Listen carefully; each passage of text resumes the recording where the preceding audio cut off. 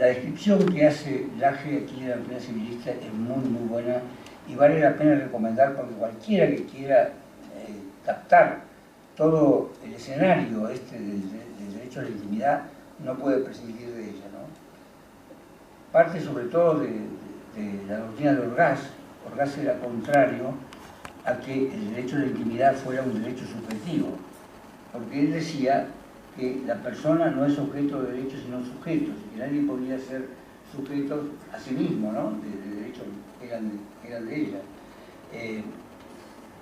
Está superada, y en realidad los derechos no son sobre sí mismos, sino se ejercen sobre los que violan la intimidad. Eso me parece que es elemental. Y que hay un derecho subjetivo a la reparación o al cese, al menos de esa actividad molesta que está degradando lo más íntimo de un ser humano. El alcance del derecho a la intimidad debe ser amplio, nos dice Laje. Incluye la propiedad, el cuerpo, la imagen, la personalidad. Y sistematiza sus contenidos en base a un estudio que ha hecho muy interesante. ¿Por qué? Porque ha seguido el tema de los casos. Y de los casos ha traído los principios. En realidad, yo no sé si esto lo ha pensado, pero este es el método de la tópica aristotélica, ¿no? Ese es un método de analizar de esa manera. Porque ahí nunca se le va a escapar la realidad, ni va a inventar, como hacen los penalistas, por ejemplo, cuando condenan a alguien. Por eso se puede concluir, dice que el derecho argentino, el derecho a la intimidad protege un ámbito de autonomía personal que incluye la integridad temporal respecto de la expresión compulsiva de sangre por convicciones de conciencia, de menores de edad y para averiguación de filiación biológica y estado de salud. En Argentina hemos utilizado esto hasta para fines políticos, la violación del derecho a la intimidad. Y si no, vean el caso de Herrera de Noble.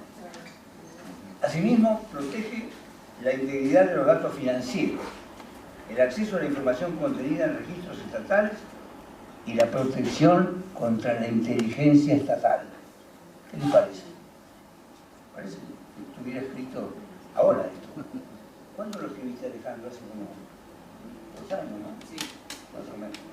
Bueno, esto ha ido acelerándose, o sea que ahora deberíamos buscar muchos una protección, ojalá no la tengamos que buscar, contra la inteligencia estatal. Hay una presunción a favor del reconocimiento del derecho a la intimidad. Y con eso se protege la libertad, tanto en sentido negativo, en el ámbito de exclusión, como en sentido positivo. Es un derecho susceptible de reparación patrimonial y de reparación moral.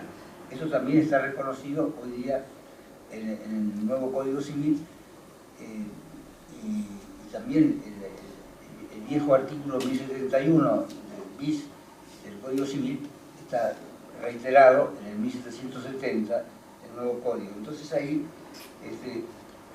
Laje propone también la modificación de la legislación civil en esta tesis. ¿Por qué? Porque el artículo 1071, al cual sacaron ya siempre, esa expresión que tenía siempre que no se considere un delito de derecho criminal, tampoco nos dice con claridad, es un poco ambiguo, si hay o no un derecho subjetivo en el sentido que lo estábamos diciendo. Y sobre todo considerar que debe haber una prohibición, debe haber un mandato que impida abusar en forma no solamente arbitraria, que a veces es muy difícil de tomar, de encajar dentro del concepto de arbitrariedad, que es muy extremo, ¿no es cierto? Si queremos proteger a la persona, me parece que tenemos que poner un requisito un poco más razonable. La arbitrariedad ya es el colmo, ¿no?, de las cosas, pero me parece que hay, viendo la televisión, comparándola, yo acabo de venir de afuera, comparándola con la que hay mismo en Francia, por ejemplo, o en España, la televisión nuestra es un desastre desde el punto de vista del derecho a la intimidad. Es lo más avanzado del mundo, yo creo que no hay otra como esta, ¿eh? Bueno, y me parece que la solución de Laje da en la tecla, en cuanto también dice que se debe considerar que esto es como la violación de un derecho personalísimo, fundamental, violación que debe configurar un acto ilícito, ¿no? Yo diría que, y voy a leer las palabras finales como palabras finales, unas que me gustaron mucho de acá de este libro, muy cortas, no se asusten, pero las voy a leer porque me parecen que son muy gráficas. Dice, la intimidad no tiene nada que ver con lo secreto ni con lo oculto. No está relacionada con lo clandestino, lo furtivo, lo restrictivo ni lo subrepticio. Tampoco se refiere a lo que se realiza detrás de puertas, cerrojos, cerraduras ni cercas. De hecho, no alude a cuestiones de confianza o desconfianza en el otro. Sin embargo, constituye un estado irrepetible de la persona que es su tesoro. Es manifestación de la delicadeza y grandeza de la condición humana. La medida y alcance de su protección es el patrón del valor y la estimación que un sistema jurídico tiene por la dignidad del individuo. Con esto quiero felicitar al profesor Alejandro Laje por esta magnífica obra hecha con mucha pasión, con un gran profesionalismo y sobre todo con un gran rigor científico. Nada más y muchas gracias.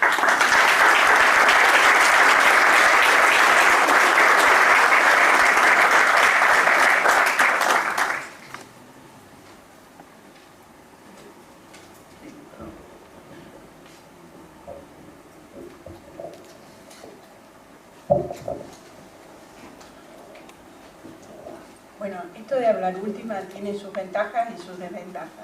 La desventaja es que el doctor Casale dijo la mayoría de las cosas que pensaba decir yo, entonces esto está muy mal.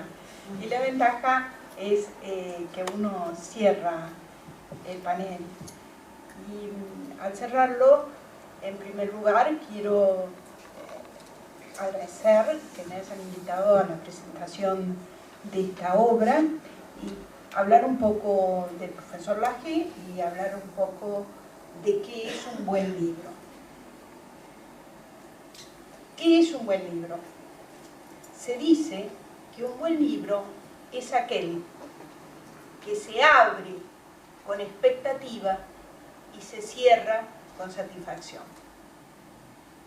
Yo les aseguro que abrí este libro con muchísima expectativa, porque el tema me es caro. ¿Y qué me encontré cuando abrí el libro de Laje? Con un libro valiente, profundo, moderno, comprometido y útil. Y les voy a contar por qué considero que es valiente. Es un libro valiente por la temática que aborda. El tratar hoy el derecho a la intimidad en este país y en este momento ya es una cuestión valiente. Pero además, la elección de los temas que trató es de por sí superadora. Hace 40 años que en Argentina se habla del derecho a la intimidad. Las primeras obras completas fueron las de Cifuentes y Rivera, cuando proponían una ley específica sobre los derechos personalísimos.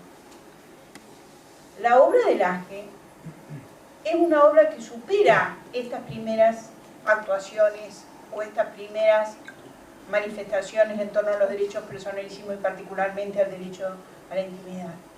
Y habla de cosas que otros no se atreverían a hablar. Por ejemplo, habla del derecho a la intimidad con relación a la drogadicción,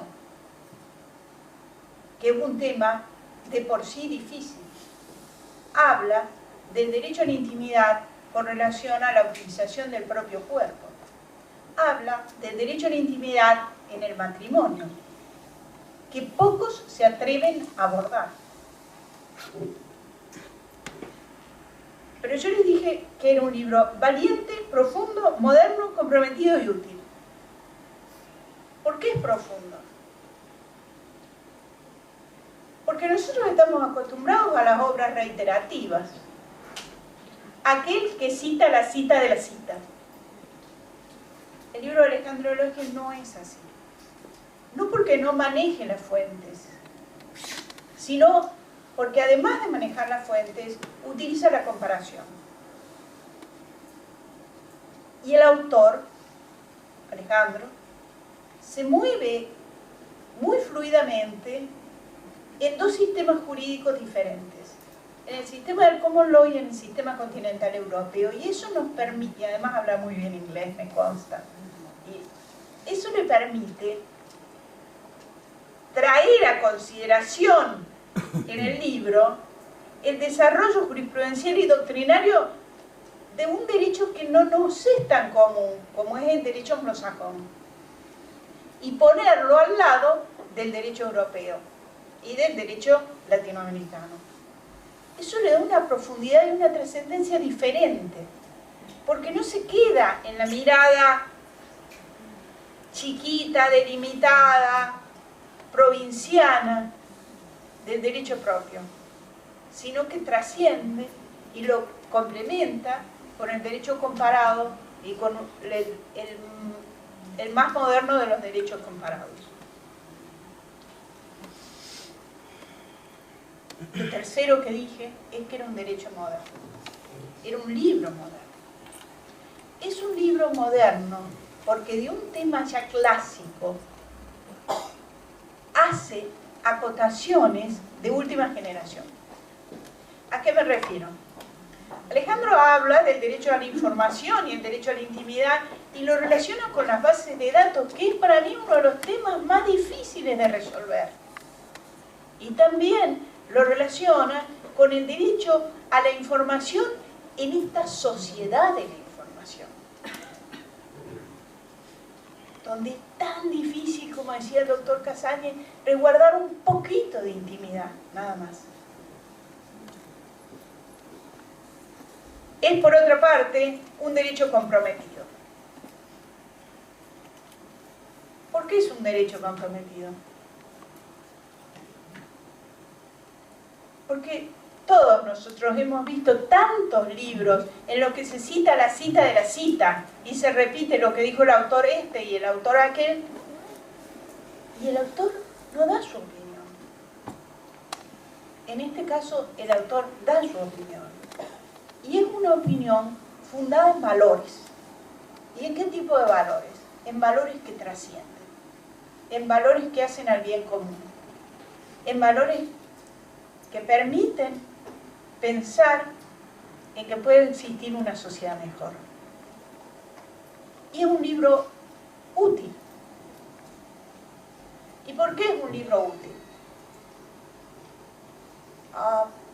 Porque el autor hace algo que poca gente hace. Regala su conocimiento. Y el que regala su conocimiento a veces se estafa a sí mismo. Porque es muy difícil hacer una entrega total del conocimiento que uno tiene. Y Alejandro hace una entrega total del conocimiento que él tiene. Y nos da toda la cita jurisprudencial y nos da toda la fuente. Y cualquiera que tome esto puede defender un caso desde una óptica o desde la otra. ¿Por qué? Porque puede hacerlo desde cualquiera de los puntos de vista que le toque asumir en el rol de abogado, ya que va a conocer en la obra las diferentes opiniones que se han dado del tema.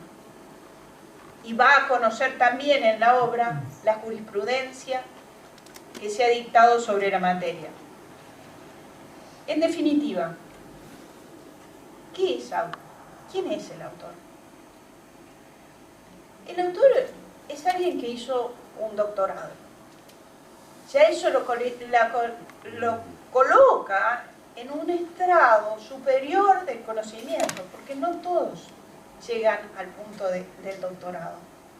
Pero además de haber hecho un doctorado, hace estudios de postdoctorado.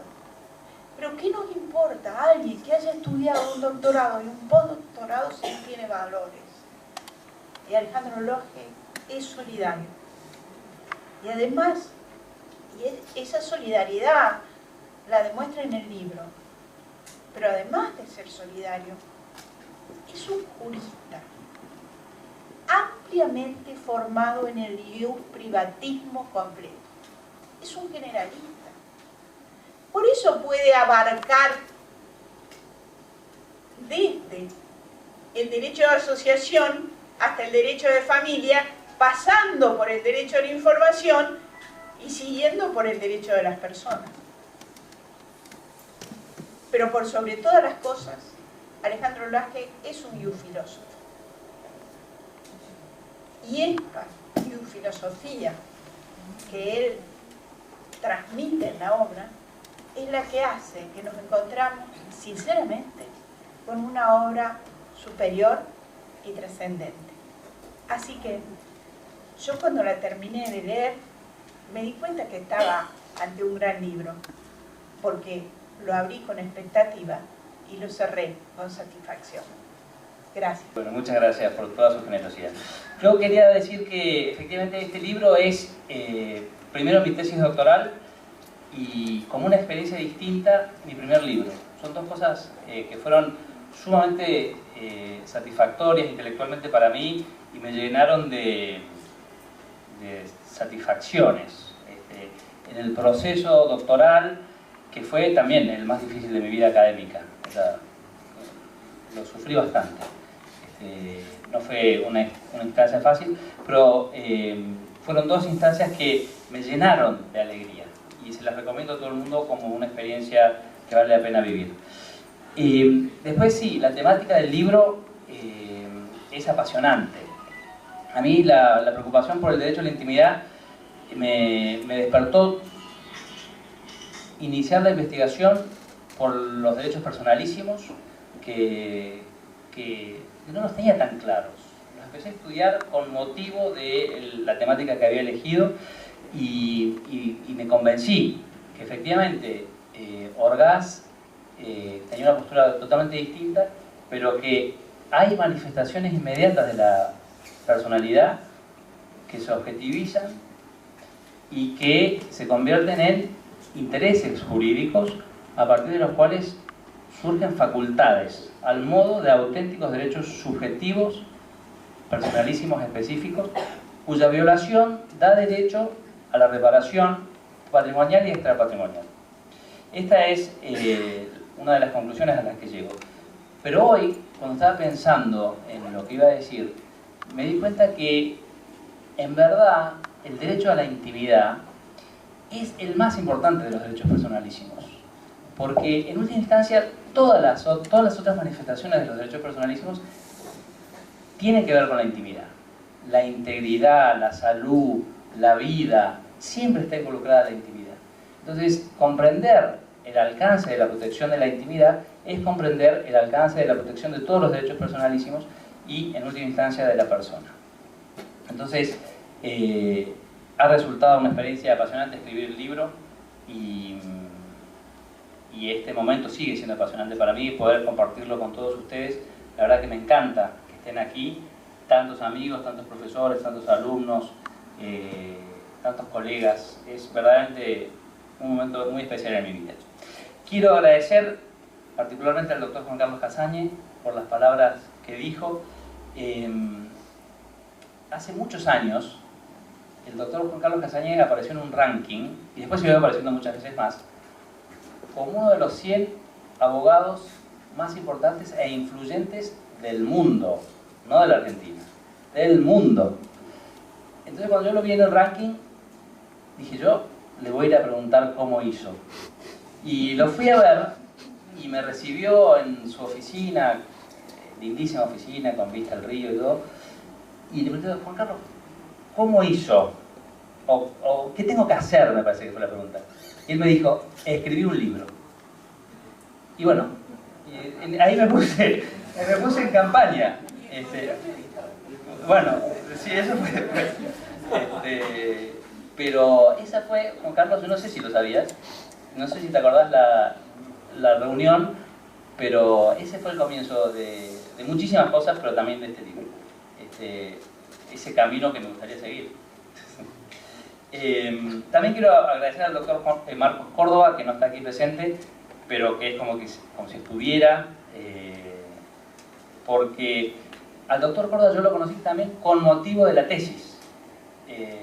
Yo escribí la tesis y antes de entregarla, le dije, doctor Córdoba, que no lo conozco, no lo tuteaba ni nada, ¿por qué no lee el trabajo a ver qué le parece, a ver si lo puedo presentar o no. Y a partir de allí empezó una amistad y una relación que muchos de ustedes ya sabrán que tuvo derivaciones enormes. O sea, el doctor Córdoba a partir de ahí vino a la Universidad Abierta Interamericana, nos fuimos a Alemania, estuvimos en el Parlamento de Berlín, estuvimos haciendo un montón de cosas juntos por una amistad que se inició con este libro, con esta tesis sobre el derecho a la intimidad. Quiero agradecer fundamentalmente al doctor Jorge Berchol, que está aquí presente, quien ha sido el director de mi tesis doctoral y en última instancia también el responsable de la calidad de este libro, que me enseñó toda la metodología de la que se habló aquí. El doctor Berchol es quien me la enseñó y controló los resultados y fue verdaderamente muy riguroso en su dirección y fue valiosísimo el aporte que me hizo, porque me hizo dar cuenta de la importancia de la evidencia empírica. El doctor Berchol fue el primero que me dijo que había que salir de las argumentaciones tautológicas que salen y vuelven al mismo lugar, pero no se nutren de nueva información. Ese método de buscar la jurisprudencia y obtener de allí los principios me lo inculcó, me lo enseñó el doctor Berchol, a quien conozco gracias a Eloisa Raya de Vera, que también está aquí presente. Al doctor también Alejandro de Palma, que se interesó en mi libro desde el principio, que como dije, es una experiencia distinta, escribir un libro que escribir una tesis. Y él me guió por ese camino y fue el que hizo posible esa transformación. Así que también, muchas gracias. Quiero agradecer a un gran amigo, el licenciado Ricardo Rodríguez, que creo que leyó 15 veces los manuscritos y me hizo muchísimos aportes de prudencia, de sensatez, de humildad, de acotar las conclusiones y ciertamente de estilo y redacción, que estoy muy agradecido. También a Cristina Laje, que también leyó el manuscrito y me hizo aportes enormes de originalidad, de ideas originales. Ella me hizo cambiar todas las veces que decía el hombre por un discurso más neutro para que estuvieran incluidas también las mujeres. Para mí ese fue un aporte muy importante porque abarca a todos la intimidad. Así que muchas gracias, Cristina, por tu aporte. A todos los profesores con quienes interactué muchas veces. La tesis, un libro, se hace en la soledad de la computadora y la biblioteca, pero también en infinitas charlas que tuve con amigos y profesores. Profesores a los que conocí también a partir del libro, el doctor Julio Rivera, la doctora Graciela Medina, que ha iniciado también una gran amistad, de la que estoy muy agradecido, muy orgulloso, a partir de la obra intelectual. Al doctor Alejandro Borda, que estuvo en mi tesis doctoral, fue uno de los jurados, y me parece que fue el más duro conmigo. Pero fue una gran satisfacción ver que alguien había leído a fondo lo que yo había puesto. O sea, porque yo me pasé la vida universitaria pensando que nadie leía lo que yo escribía. Y el doctor Borda me hacía señalamientos que yo decía, tiene razón. O sea, y lo leyó y me lo señaló y me ayudó a corregirlo. También a Santiago Legarra, que también estuvo en la tesis doctoral, al doctor José María Gastaldi, a la doctora Garrido Cordovera, a la doctora Viviana Kluger, que me salvó de varias, también en el proceso doctoral, y al director del doctorado, el doctor Gregorio Crucelia, que está aquí presente también. Muchas gracias, doctor, por todo su aporte y colaboración. Hay muchos alumnos de la UAI que están citados en el libro por sus aportes en clase, porque esa idea de que si uno quiere entender un tema, mejor que lo trate de explicar y de enseñar, se me dio muchísimas veces. Entonces, yo inicié mi vida académica pretenciosamente buscando la verdad y siempre encontré la libertad. Más adelante seguí buscando la justicia y encontré la igualdad. En el libro, en el proceso académico, busqué al individuo, a la persona, y siempre también encontré la solidaridad como principio fundamental. Y como norma general también me la pasé buscando la sabiduría y siempre encontré la amistad. Muchas gracias por estar aquí, a todos ustedes.